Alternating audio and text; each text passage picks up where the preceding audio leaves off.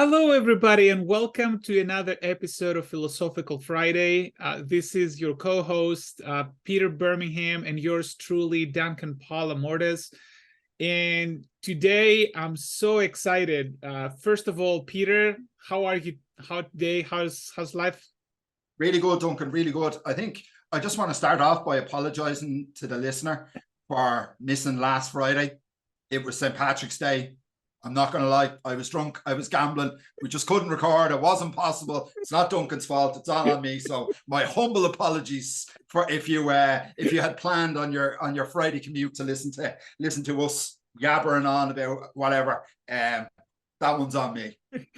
Thank you for taking responsibility, but I have to take my responsibility also. Like last week, I was completely out of it. So, it was very difficult for us to record. But yeah, that's funny. Stick to the Paddy Say story, Duncan. It's better. Yeah, that's right. I like that story better. But you know me, I cannot run away from responsibility.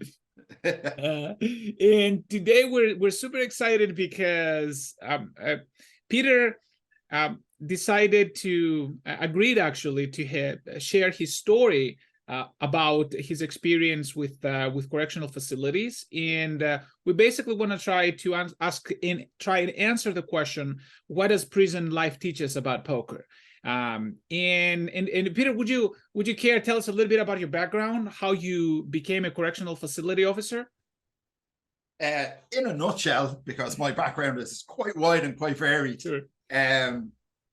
Left school, didn't know what I wanted to do, did college for a year, and I've skipped through various careers. I've been in retail management, I've been in sales, I worked building refrigeration units for trucks, I drove a taxi for 5 years, went back to sales, and then sort of in around the start of my 30s, it was in around that little life event called 2006, when the whole the world started ending, financially speaking. Right. And like that, I was taxiing at the time. The bottom was falling out of that business. There was very little money to be made. It was a real grind. And I saw an ad, Irish Prison Service, looking for prison officers, as we call them, correction officers for our American friends. And I said, yeah, look, why not? Do you know what I mean? I'm in my 30s, have my head screwed on, let's try it. Did it, went through the process, did the aptitude test. Then the government put a hiring embargo on, put a freeze on public sector employment for 2 years. So I was left on the wait list for 2 years. And then eventually got the call up, 2010. I started, and yeah, I've been working in prisons for the past 13 years. That's very interesting. So you actually had to wait for 3 years before you 2 years, yeah. 2 years. I think okay. I did the initial exam in 2008. I think it was like September 2008, and I finished quite high. I think I was like number 60 out of thousands of applicants after the test. Wow. And then by the November, the government had introduced the hiring freeze because the country was practically bankrupt. Like, we had the IMF in at that point. There was no money in the country. So yeah, absolutely. I just had to grit it out for close to 2 years, probably more 18 months or so. I spent another year. After that, I spent about a year driving the cab, and then I hurt my back and I was out of work and I couldn't earn, and I lost my car, and it just, life was just terrible. And then I actually just found a sales job. Literally, I was selling, again, for our American listeners, cable TV, standing in a shopping center. And I was the guy, the annoying guy who stands there and calls you over. But I do like to talk, so sales is something I can do. So I was able to make a living at that for 9 months while I had moved back home and everything. So yeah, I was able to make a living for about 9 months then, and then joined the prison service and never looked back. Great, financially speaking, anyway. No, that's great and very interesting. And And you also mentioned an aptitude test, and I think that would be a good starting point. What would you say are the traits that a government is looking for correctional officers? Or, what makes somebody score really high on an aptitude test like that? What are they looking for? It's funny because the test has dramatically changed as the years have gone on. And I've done some of the more, I had, partaken some of the more recent ones for promotion competitions and stuff like that. When I did it, it was all paper.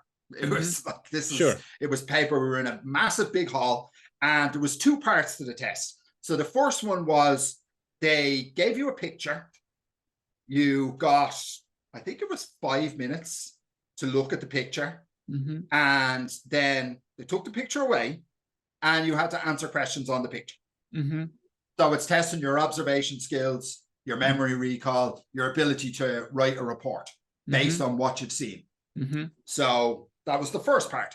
The second part then was testing your aptitude for following procedure, how you deal with detail. So the one we had was, you got a patient history of, you were basically in charge of a ward, and you had four patients to look after. They were all colored. They all had various, complaints. And there was a lot of restrictions around what could be done and what couldn't be done, and what you could have in a room and what you couldn't. And this was all in the files. And then they asked you questions based off this. So let's say, for example, Duncan was patient 1, and Duncan has a peanut allergy. Let's just say, for something random. Sure, yeah. And obviously that's a pretty important detail. So no other patient then can have anything to do with peanuts in the ward. That's just plain and simple. And that's a very broad, but that's the general gist of what they're looking for. They want to make sure that you can, like, let's say you have a violent offender and there's a list of restrictions around dealing with this prisoner. They want to make sure that you can read these restrictions, know what's happening, and know what to do based off the information you're given. So that's what they're testing there. So that was it. That was the test I did back, God, it sounds like an eternity ago, 15 years ago. But yeah, that was the test back then. This is very interesting that you mentioned that, because immediately as you're describing these situations, it feels to me that there's a lot of element of, first of all, understanding the situation, reading the situation. Of course, you're going to have some cues, and you're actually going to have some cues which are both direct and indirect. But then you have to make an assessment of the situation and essentially manage all of these different personalities and all of these different situations, right? So which comes very close to poker, right? I mean, how, to me, immediately, like, it triggers in my mind how do you deal with, like, the aggressive player to your left and then the passive player to your right, and sometimes you're in a pod with both of them. So do you see any parallelism here, or am I just am I no, absolutely. Like, I mean, I think obviously, the best example is the live pro. The live pro sits down at the table, and there's 8 other people sitting there from all walks. There could be regs, there could be recs, there could be people with loads of money, people who have the rent money on the table, and you have to manage that table. You have to traverse all the different personalities, all the different emotions, everything that's going on around you, to find your edge, to see, to watch for the cues, to watch for, who's tilting, who's not, who's looks drunk, who isn't. And that's the very same as working in a prison. Like, I mean, I walk onto a landing and I have responsibility for up to 56 prisoners at any one time. And I'm responsible in the first instance for most of their basic daily needs. So I'm the first person they come to. So I have to manage every one of them coming to me. Some guys are going to be angry. Some guys are morning people. Some guys are not. Some guys are bright in the morning. They start to get grumpy in the evening time. Some guys, if they ask you to do something, you can take all day to do it. No problem. They're happy to wait. Other guys, if they asked you now, in 30 seconds later, they'll be asking where it is, even though they know it takes an hour to get it and you're still standing there. They're just not patient. So you're constantly managing other people's emotions, and most of all, managing your own emotions because you're doing your best not to react, because you can't. You have to maintain that level of professionalism. And it's the same at the poker table. Like, I mean, the constant professional is going to say, if there's some drunk guy there and he's, you know, getting messy and he's getting out of hand, like, it's not going to be good for the game if you stand up, if he's spewing money all over the place, if you get up and, you know, start having an argument with him, you got to contain that emotion. You got to keep that inside. And, you know, that's up to the casino or card room or wherever you play to deal, or the host, depending on your game. So yeah, I think there's tremendous crossover with managing personalities in that way. That's actually very interesting. And what would you say, sort of like a chicken or the egg question, what would you say came first? Your aptitude, you know, to deal with that situation, or the fact that, you know, you worked for a correctional facility for a little while and then that actually make you better? Or was it like, you know, one affected the other? How would you, say the order is? It's a combination of things. Like, I came into the, like, I mean, some people join the prison service quite young. Like, I mean, they're 20. Like, I mean, I train with guys that literally came out of college, did 3 years in college, and this was their first ever job.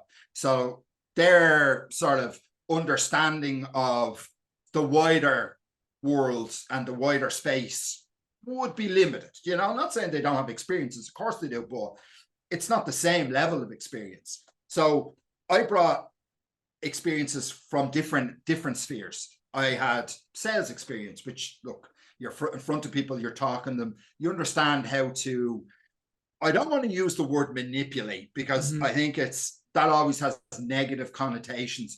You never try to manipulate a person, but you are kind of negotiate, maybe. You kind of move them and usher them in a certain direction, and negotiate is probably the best way. Everything in prison is a negotiation. Everything is a negotiation.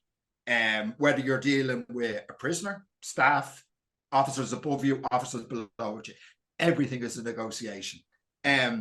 So I had a lot of those skills coming in. Then I drove a cab for 5 years. So I was used to dealing with difficult people, drunk people, people on drugs. I literally saw people at their worst, 3 a.m. on a Saturday night. All they wanted to do was get home after they were out all night doing God knows what, God knows who. So I for 5 years, I saw people at their absolute best, going on holidays to the airport, all bright and sparky, the luggage, the new tracksuits on, they're looking forward to going to 2 weeks in the sun. And then, you know, some poor girl at, you know, 4:30 in the morning who's on the side of the road with her heels in her hand crying because her boyfriend broke up with her. You know, it's, you know, you're just, you see every spectrum of human emotion when you're driving a cab. And like that, you're managing people in the same way. Like, I mean, you're everything from their transport director at the time to their social worker to either their father figure if they're really young, their big brother, or, you know, just, you know, somebody who's on your level. So I had all these skills coming in. So that did give me a leg up. Where I needed to develop was working in the prison environment, which is a very different beast to anything anybody who's never been inside a prison would ever understand. It really is one of those things that you can watch a million shows and you can talk to people. Nothing prepares you for the first time you walk onto a prison landing and there are prisoners there, and especially when they know you're a rookie. You're a rookie. Yeah. So let's explore that. They smell the fear. They smell the fish. They smell the fear. Like that kid in Jerry Maguire said, you know, bees and dogs can smell fear, but guess what? Prisoners can smell it too. I can tell you that much. They can absolutely smell the fear. And to be fair to Irish, to you know, guys serving time in Irish prisons, a lot of it's good-hearted banter. You know, it's a bit of, there's nobody, like, don't get me wrong, people will look to take advantage of you. They'll try and get, you know, extra, whatever they can out of you. But there's nobody trying to put there's not many, shall we say, that would actually look to do you physical harm because you're new. You know, they're not going to, you know, all of a sudden, you know, call you into a dark corner and you're going to get, you know, beaten up because you're new. That's not a feature of the prison system in Ireland, thankfully, you know. And it's rarely the new guy that gets hit. Rarely. It does happen, but sure, there are exceptions to everything, which reminds me, you know, you mentioned movies, and unfortunately for most of us, you know, other than some reading some books, or these days with YouTube and the social media where people sharing their stories with others, we don't have much access to what happens to correctional facilities, for the very reason that they're meant to be secluded from the rest of society. So I guess one natural question would be, what do you think most people get wrong about prison life? You know, because you probably have seen the cliches in the movies. So if you were to make either a list or in no particular order, what are some things that people get completely wrong about prison life, or maybe sort of wrong? Is there something that comes to mind? I think I'll just put this out there, and I think this maybe nobody ever thought of this, but you definitely think about it as a prison officer. Nobody likes crime. Everybody, you know, most people have bad opinions of criminals. You know, they see a certain type of person, they cross the street rather than, you know, walk by them. They instantly get nervous. Have you ever noticed in movies, TV shows, pretty much any of them you ever watched, very, very rarely is the prison officer anything other than the villain. The prison officer is almost always the villain. That's a good point. Always on the take, always, you know, like, you know, always on the take, beating up prisoners, you know, running a scam, like stand and watch while prisoners kill each other, placing bets. And like, I mean, I'm not saying this stuff doesn't go on in other countries, but like, it's certainly not my experience. Yeah. And it's like, look, there's bad apples in every barrel. Like, I mean, there's always people who are doing it wrong. But yeah, for some reason, prison officers are always the villain. And yet people don't like criminals. It kind of feeds into the whole underdog kind of tale, I suppose. But sure. I always found it interesting. I don't think it's something that most people ever consider. But getting back to kind of your original question, what do people get wrong? Certainly with regard to, I think, from what I know of the American system, and I've only ever been in one American jail. I was in, I had the pleasure of visiting Clark County jail when I was in Vegas a few years back.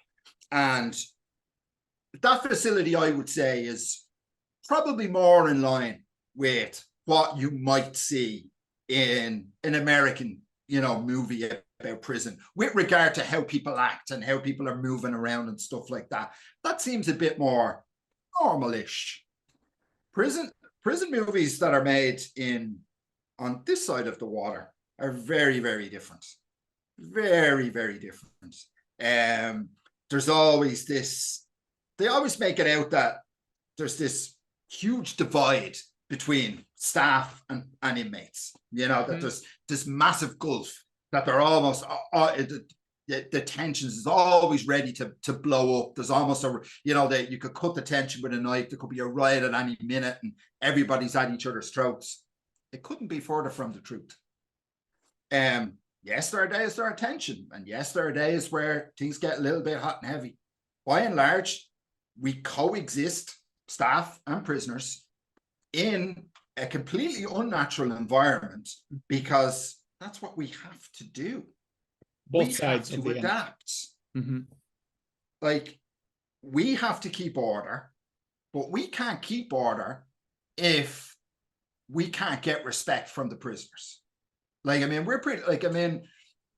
the rules are pretty tough for us, not just for prisoners. The rules are very tough. We are very limited in what we can do with regard to dealing with, you know, problem offenders. Like, I mean, there's no, like, I mean, I don't walk around on my landing with 56 other prisoners, at times on my own, with a baton or any sort of self-defense weapon. When I joined the prison service, they gave me a whistle. And they said, if you ever get in trouble, blow it. If it blows, you blow. Oh, here, My listen. goodness. I've spent 13 years working in prisons. I've never heard a whistle blow once.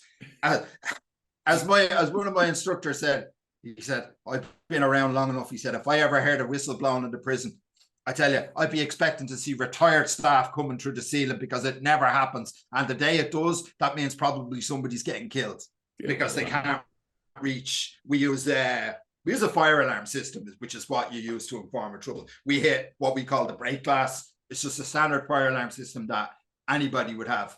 It's actually really annoying when you're in shopping centers and a fire alarm goes off, because I'm automatically expecting staff to run by me heading for trouble, because it's just a noise. I've been conditioned after 13 years to react to fire alarms, to run into the middle of it, because there's probably somebody being hurt.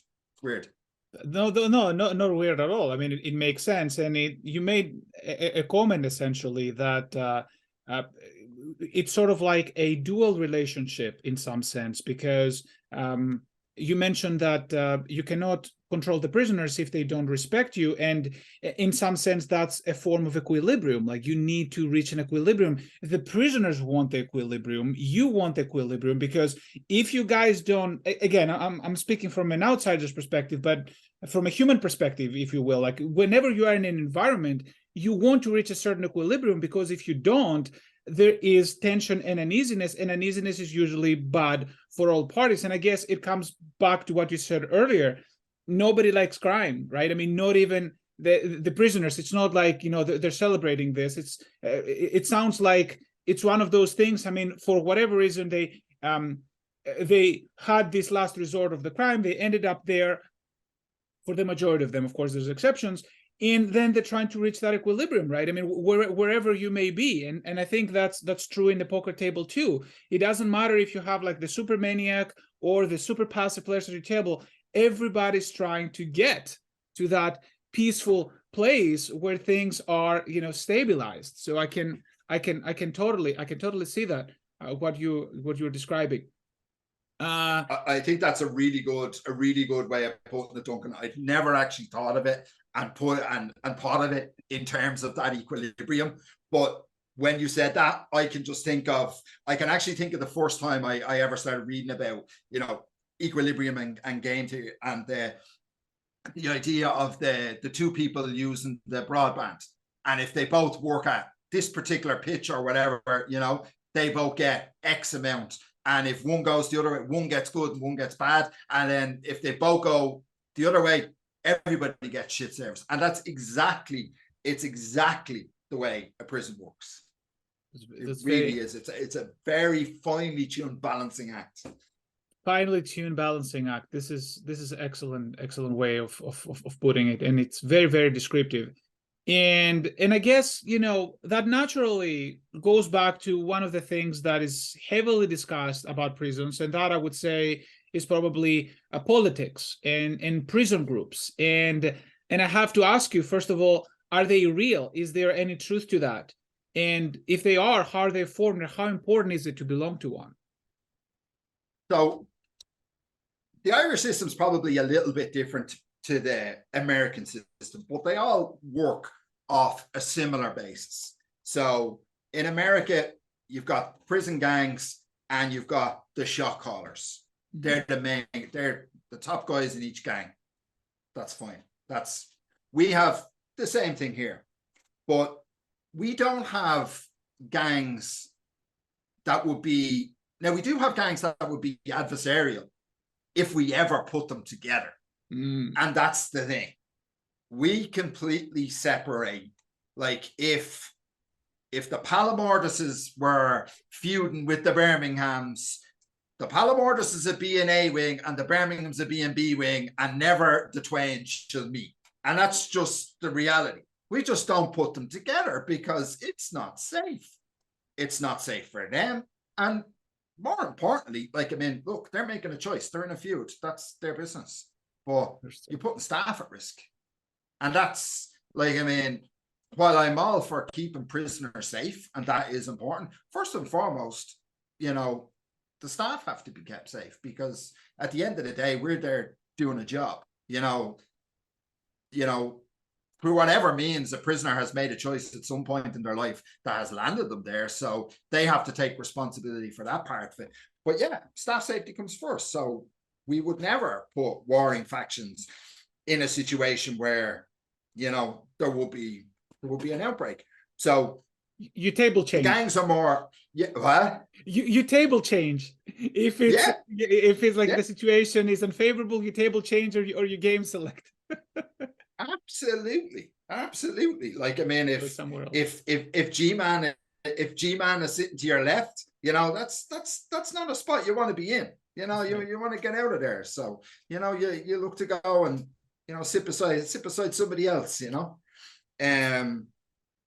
But yeah, so from that perspective, like, you could have in one wing, say 120 prisoners, maybe in a big wing, maybe more, like, could be dependent. There could be up to 200. One thing I think I should just clarify for listeners, the population when I was there of Clark County Jail, which obviously is in Las Vegas, and it's the county jail, it's not even the prison, it's only while people are waiting to go on trial. The population of that is 3,500 prisoners. In the entire Irish prison system across 12 or 13, I can never remember the number, 12 or 13 facilities, we have approximately 3,500 to 4,000 prisoners. So just to put sort of numbers in a little bit of perspective for the listener who may not be, you know, familiar with our kind of with our numbers. Yeah, they're the kind of numbers we're talking. So we could have 200 prisoners on one wing, and there could be 2 or 3 gangs on that wing, but they all do business with each other. They all know each other. They're all sort of, you know, even if they're not particularly friendly, there's a healthy respect there. You know, like, I mean, you operate in one part of the country, I operate in another. You know, you have your landing in this jail, we have our landing. You know, we're not gonna worry about what the other one is doing, as long as we're not interfering with each other. I think we'll have a problem. But if you stick to your side, I'll stick to mine, and we won't have an issue.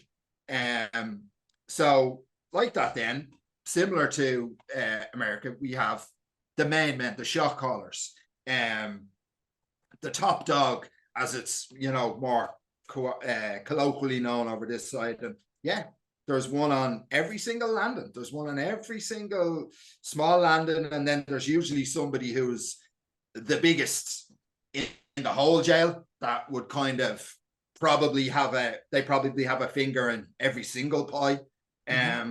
But yeah, every single landing has somebody who's running the show, who's calling the shots. And for various reasons, sometimes it's because they're a boss on the outside. You know, they ran, you know, some form of large drug operation. They're a trusted lieutenant in a prominent drug cartel. So automatically they come in and everyone looks to them. And it's, most of the time, it's not even discussed. There's very rarely a power struggle, only sometimes. Most of the time, this person comes in and everybody just nods their head and, okay, you're in charge now. We know that. We know the way of the world. And it's like this unspoken thing that just everybody knows. That they know the order of things. They understand their politics. The same way, if, you know, we were sitting in, I don't know, I'm not even sure what a good real world example is, because I'm not sure I would ever be in charge of somewhere and just, you know, without anybody saying it, maybe you know when somebody walks in. Right. But maybe a senior officer with, you know, that I know they're a chief, but I don't know them. But automatically I know they're above me, so they're in charge now. But that's right. Maybe you are, like, let's say, at a dinner with, like, let's say, the president of the United States, so happen, or something like that, or like, or the president, or the prime minister of, you know, a certain country. I mean, it's understood there that they have there's a certain hierarchy, at least from a specific point of view, right? I mean, they don't necessarily have the hierarchy on everything, but like for that specific thing. And I suppose actually a good example might be, I suppose, like, I'm not 100% sure, so correct me if I'm wrong, but I'm sure there are times when you have the president and a governor in the one place. Right. And, you know, there's deference there. Like, I mean, one is in charge but the other is bigger, but he's not always around. But when he comes in, all of a sudden the deference goes to, you know, the president. That may not be 100% the etiquette of it, but I think people will get the idea of what I mean. Absolutely. And I mean, I'm not an expert either, right? But I mean, but it sounds right. You know, what you're describing there definitely sounds about right.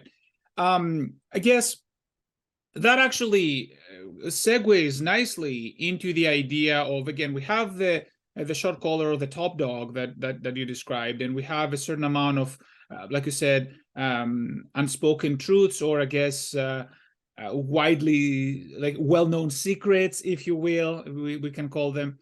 So that definitely creates some interesting dynamics. So one question would be, let's talk a little bit about the question of having a toxic environment or not in the correctional facility, and whether there's truth to that. And actually, specifically, I want to ask a question from Dennis Peterson. Shout out to Dennis Peterson and the wonderful questions every week. And he asked something similar. He says, like, my assumption is that working in this type of environment would have a huge majority of the people you deal with on both sides of the fence would have negative, if not toxic, mindsets. So one thing would be, you know, is that true? Another thing is that, how did you deal with this on a daily basis? And were you able to maintain a positive outlook while working in an environment like this? I work in what I consider to be a toxic work environment, so any tips would be greatly appreciated. So, yes, is the answer to basically all of it. Okay. So I suppose starting at the start, yes, prison can be a very toxic environment. It is mentally challenging for both sides. Like, I mean, we'll take the recent unpleasantness that was COVID. This was extremely difficult for prisoners in particular, because physical visits were restricted for a period of 2 years. So you had a guy or a female, like, I mean, females go to prison too, goes to jail, had a newborn when they went into jail. They never saw that child in person until the child was 2. Like, that's just plain harsh. That's not an actual example, but I can guarantee it happened. I don't know of this happening, but I can tell you 50 similar stories. But that's just it, so the listener can get some idea of, you know, what kind of mental state a person might be in, not being able to physically hold their child who was a newborn when they went into it for 2 years.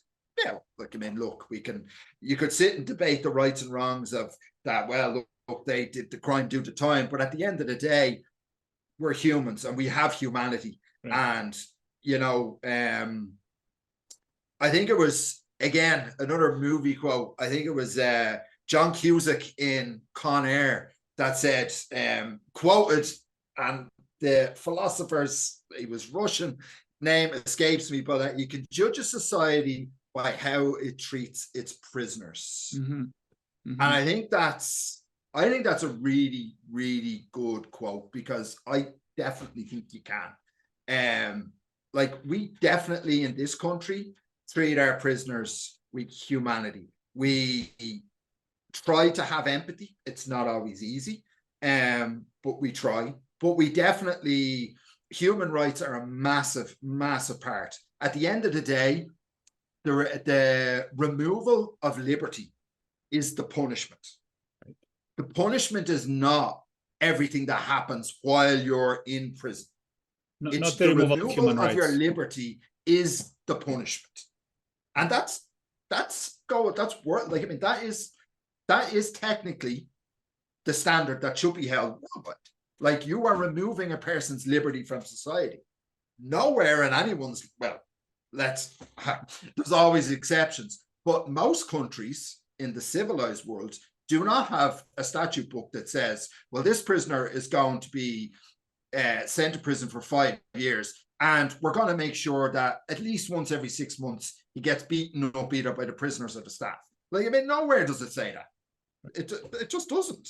So let me flesh out it's about it's depriving of their liberty. That is the punishment. So when that is, especially during COVID, when we had this extra layer of freedom taken away, that really hit home for a lot of prisoners. I think I would imagine that COVID probably did more for rehabilitation than any prison system ever did before, because it's one thing being locked up and being able to see your family once a week or twice a week in some cases. It's another thing to not see your children in person for 2+ years because you're locked away. That's a very, very different form of punishment. This is an incredible point you're making, and I'm hoping I can do my best to flesh it out for the listener, because you're making a very huge distinction between a certain form of punishment and a value. And the value in that specific case is the human rights. So a country can do everything in its power to maintain those human rights. And those human rights are so important even when people stray away from society norms. And that's really essentially a value ordering. We value human rights more than anything else, hopefully, in the west part of the world. At least we strive for. Sometimes we fail, but for the most part, human rights are so important.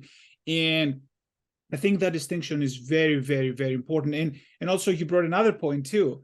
You brought up COVID, where again the human rights in the name of, and I'm not going to make any political comment in either direction, but there was a very important tension in society, because now the human rights in the name of personal safety, and they started to be challenged. So basically there was this clash between human safety and human rights. So the governments had to make tough decisions to sacrifice on one or the other because they were clashing. And now what you're basically describing is, the prisoners suffering as a result of that, because on top of their punishment, now they had to worry about, potentially some of their human rights being taken away from them in the name of, safety, essentially, like in the name of health safety. Like, I had periods where the landing I was working on during COVID, if there was an outbreak on the landing, I could have 56 prisoners locked behind the door, not getting out of a cell, probably no bigger than most people's bathrooms, with 2 people in it. Now, to be fair, the cells do have in-cell sanitation. They have their own shower, they have their own toilet, they have a TV, they have a kettle. For American listeners who probably wouldn't be familiar with that particular setup, there is some level of comfort. Now, not much. You're sharing a bathroom with another male. That's not pleasant. And they wouldn't have got outside that cell for 1 week. Wow. Due to health and safety, we had to literally almost pause some parts of legal statutes which require prisoners to get meaningful time out of cell, meaningful exercise, 1 hour guaranteed exercise. It couldn't be done because we had a public health emergency. And that is, like, I literally had prisoners almost crying at the cell door, when am I getting out of here? Like, and these are guys that do time. They'll do 4 years standing on their head and not even think about it. But 1 week locked in one small cell with no contact. Well, not saying no contact. We were able to facilitate getting phones into the cell. We were, like, it was crazy. We were running phone lines in extension cables, running them into cells. I had a list, because I only had so many connections on the landing, and I had a list of who was next to get the phone. I'd one at one end and one at the other, because the landing was too long for, I had to, it was nuts. Wow. It was crazy. Wow. And that was like, prisoners actually said to me, "Oh, this must be great for you, as we're all locked up all day." that was the worst time in my whole 13 years in the prison service. The worst time I ever had was because when people are locked up and cannot in behind the door, they cannot literally do anything for themselves. So everything was on us. Everything. They couldn't ask for anything. They couldn't talk to anyone. They couldn't do anything without calling us. I was on my feet all day. I was exhausted when I came home. Absolutely. Yeah, you're far from the equilibrium that affects as much you as they affect them. Like, you want that, like peacefulness. That peacefulness again is good for both parties. And then when one of the parties is highly unrest, then the other party is affected too. Like you want them to be happy for you to be happy, right? I mean, this is, I don't know, like society 101. Like in order for an environment to be happy, you want all the members to be happy. You can't be just the only one who enjoys all the benefits. But that brings, I suppose, like, oh, sorry, Don. I was just going to say, like, like from my own, I can't speak for other people, and of course I can only speak from my own experience, but like like anyone who knows me, I'm not shy and talk about it. I've suffered with my mental health probably most of my life and didn't realize it until about 9 years ago or so, when I actually went and started doing some therapy and started getting to the bottom of some shit. But COVID and that environment were very, very hard on me. They were particularly hard on me. I was going from being, now the only thing was, like, some people said, oh, well, it's great, you get to get out of your house, you got to go and meet other people. Yeah, I got to go and meet other people, and I got to wear masks, gloves, aprons, look at people sweating and crying in cells all day. It was incredibly tough. I suffered, my mental health suffered drastically during COVID. It really did. The first part, I'm not ashamed to say it, the first part of it was heavily medicated with alcohol, like days off where it was the summer, the sun was shining, sit out the back and a drink. Now, I didn't have a problem, but I was definitely using it to sort of paper over the cracks that were starting to appear. And then we realized that this wasn't going away anytime soon. And I realized that, okay, alcohol's not the answer here.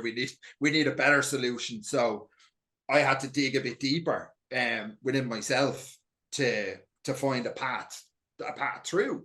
But yeah, it was incredibly tough. And like, I mean, truth be told, the scars of that haven't healed from me personally. It's, my life has taken a very different direction in the last 6 or 8 months. My perspective on a lot of things has changed. So yeah, working in a prison, I wouldn't say it's not for me, but from a mental health perspective, yeah, very difficult. I don't think, if you come back to me this time next year, Duncan, I don't think we'll be describing me as a former prison officer. It's not likely, because just the toll it took. Life is too short to be spending 12 hours a day, 7 days out of 14, because that was my roster. I used to work, like, it was 2 on, 2 off, 3 on, 2 off across a 2-week period. But you're spending half a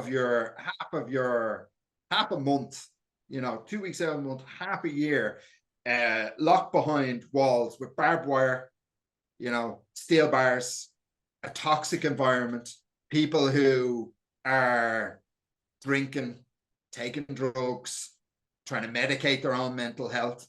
And then we had the prisoners who were also doing stuff, because I'm actually talking about the staff.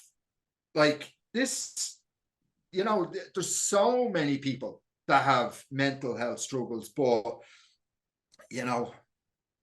prison service, it's not the place where you come into work and you talk to the guy next to you, you tell him, well, I'm not feeling great about myself today. Right. That's not that environment. Right. You can't show weakness. And this actually, again, we can draw a parallel to poker, that, you're going to have to hide some of your weaknesses. But I just want to follow up on what you said, because this is obviously incredible stuff, and thank you for sharing, by the way. This is amazing stuff. I'm sure for the listeners, a lot of people can relate, especially, you know, like the difficulty during the COVID. And in your own subjective experiences, what are some things that you tried to alleviate the issue? You said earlier, I mean, there's only so much we can drink. You know, at some point we need to find a more permanent solution. So, what would be like another step you took, or like some direction you tried to go to help with? So also part of my many careers, I have done 2 years of training in counseling and psychotherapy. This was actually born out of my own, it was born out of my own situation. I developed a love for the topic, and I went and I did some study. So I did have some skills. I had gotten used to journaling, meditating, these kind of things. They're not I wouldn't say they're second nature, but they were automatically in my arsenal. These were things I could automatically turn to. I didn't need to be steered onto them. Then I had to exercise, I mean, it's almost a cliche at this stage, but the things that people tell you to do for your mental health really are just the things that work. Journaling, meditating, exercise, eating right, getting out in the fresh air. I cannot stress enough how much fresh air and being outside, especially on a nice day. Like, I mean, I'm looking out here now, and it's, we're in Portlaoise. It's, sort of lunchtime, and it's a little bit cloudy, but it's bright. It is bright. Prison is dark. Prisons are dark places. Even when the lights are on, prisons are just dark. Very little light gets in because, windows and stuff. Like, I mean, that's all security issues. So, being outside, being able to feel the sun on your skin, these are all amazing remedies for mental health. These are all things people should have in their toolkit. And these are some of the things I did. One of the biggest things that I did, which helped me more than I will ever be able to say to him personally, was finding the Greatness Village, finding Mr. Wilson, who took me under his wing, just a struggling 25 NL, player who was just messing about and stumbled into a study session one evening. And like, here we are, I think 2.5 years later, and I kicked him off his own podcast and crushing it at the tables. That's exactly right. But yeah, exactly. I moved away from alcohol and things like that. And no, don't get me wrong, I still like to drink, but very, very different approach to it these days. But yeah, just all my free time, and especially because my partner, she works like sort of more Monday to Friday. I have a lot of days off during the week, so you're by yourself. She's at work, I'm at home. Especially during COVID when you couldn't go anywhere. So what am I going to do? I'm going to sit at home. I'm going to study. I'm going to play cards, and it builds. And yeah, and now I've got this incredible network of people from all corners of the States. Let's be honest, it's not worldwide, it's America. I've got friends in all parts of America. And yeah, I'm playing poker at a decently high level online.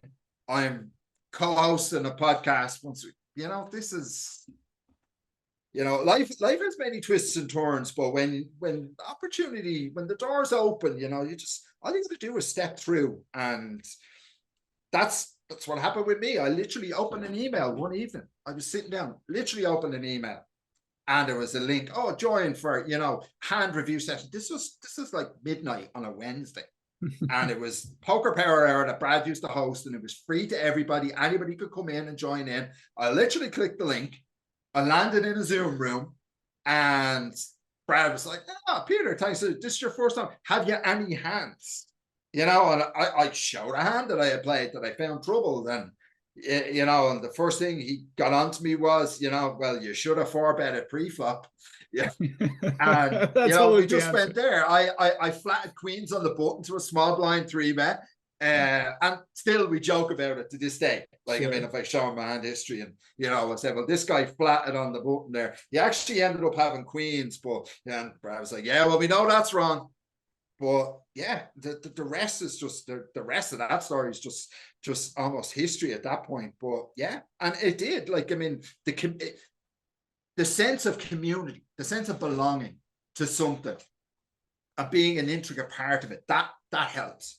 So, like, I mean, as far as advice from that perspective, be a part of something. Whatever interests you. It doesn't have to be poker. Even if it's only your family, just be present and be a part of something, and feel your inclusion in that, because that's something that's the most important thing. Because anyone that suffers with mental health, it's the isolation that gets you. It's that feeling of being isolated from the rest of the world, even in the busiest environment, which you feel completely isolated. And that's the worst feeling in the world for absolutely anybody.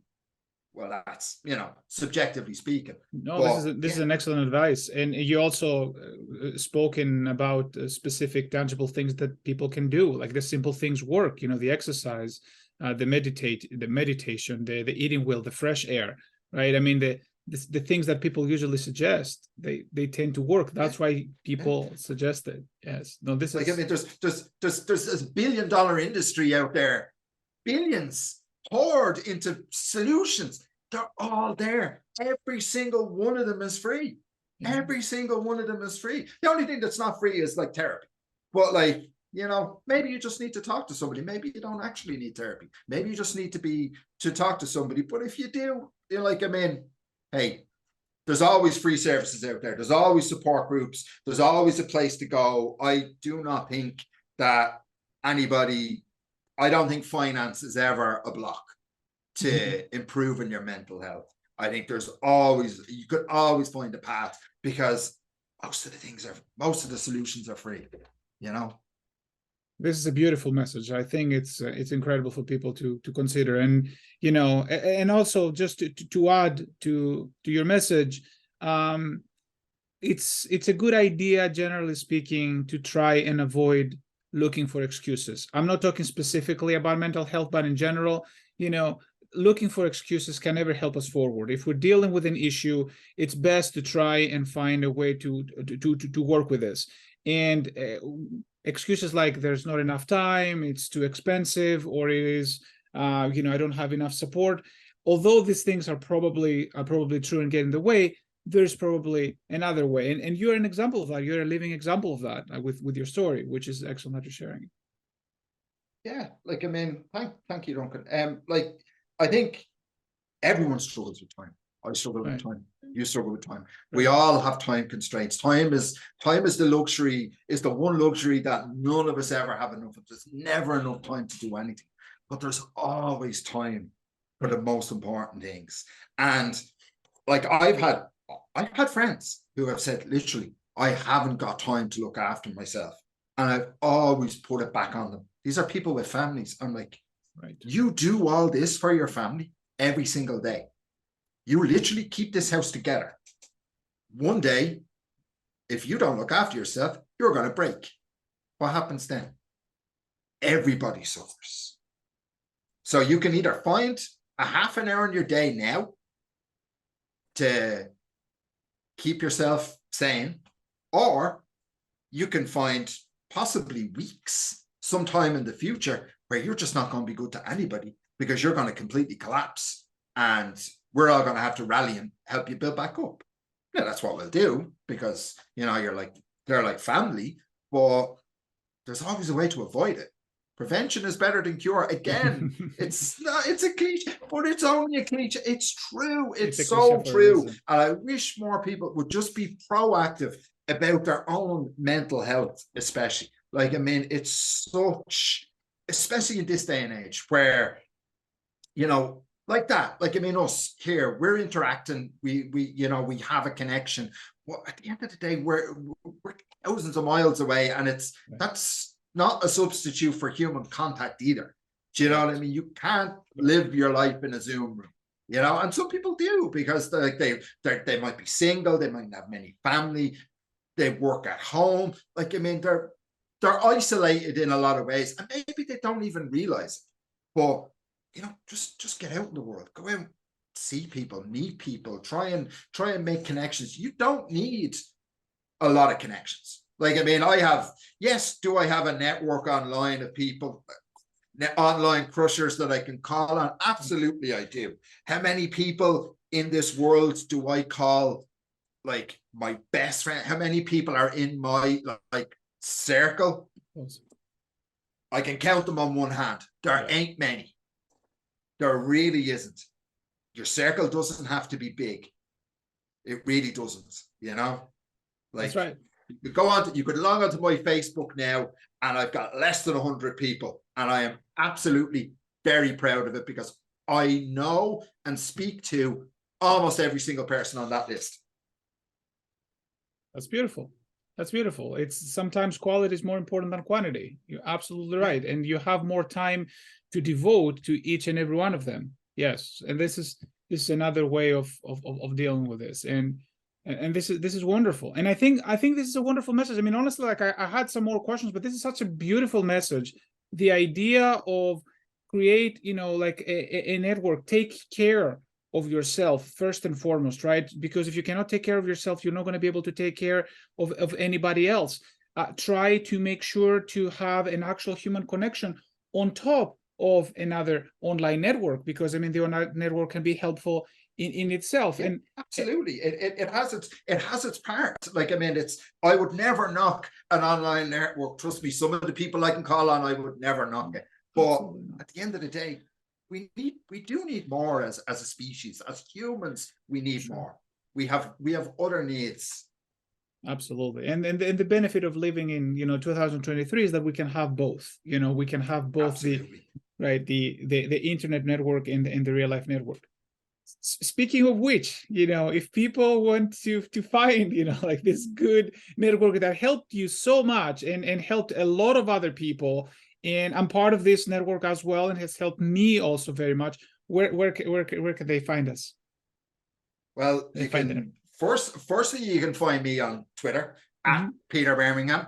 I think I'm the only one out there with, you know, the dodgy 4 at the end, as we've said so many times. You know, hit me up there, or you can see me in Greatness Village, chasingpoker.com, chasingpokergreatness.com /Greatness Village. That's where I spend, I'm not going to say far too much of my time, but quite a lot of my time. Listen, I'm there. If you ever have anybody who ever has a question, or, you know, just wants to reach out and, like, just, you know, needs to talk ever, like, I'm there. Reach out. You know, if I can be an open ear for somebody at some point and help them that way, that would be, you know, my pleasure. So yeah, I'm always available to people in that respect. I can attest to that. Peter is always available, and if you guys want to head out over there, there's several threads, including a thread for this show. So if you guys have questions, the community is incredible. It's very responsive, and we try to check this periodically ourselves. So feel free to go there. You know, send us a message and be part of the community. And incidentally, thank you everybody for tuning in, listening to this podcast. Thank you for all the kind words. We receive a lot of love over in the social media and over at the village. So we appreciate all of that. We appreciate all of your questions. Shout out to people who ask questions, and, you know, stay in contact. Like, let's keep this community vibrant and alive. And Peter, Thank you very, very much. What an incredible story. Like, you know, it was amazing. Once we outdo ourselves, then a story like that comes along, and then we outdo ourselves again. Like, I feel it's like the sky is the ceiling. That was incredible. Like, I had no idea where this was gonna go, but it was like exceeded all of my expectations. So thank you so very much for sharing and everything else. No problem, Duncan. Thank you for you know, sort of making the suggestion. I think it was an episode that, yeah, it was just seemed there to be done. So yeah, I'm always thankful to, you know, have the opportunity to sort of voice my story. I like talking about me. I like me, my favorite subject. That's awesome. That's awesome. And I like you, like talking about you. Like, I learned a lot of things today, and I'm really grateful for that. So thank you, listener, for again staying tuned with us, and we will see you all next Friday. Take care, everybody. Take care, folks.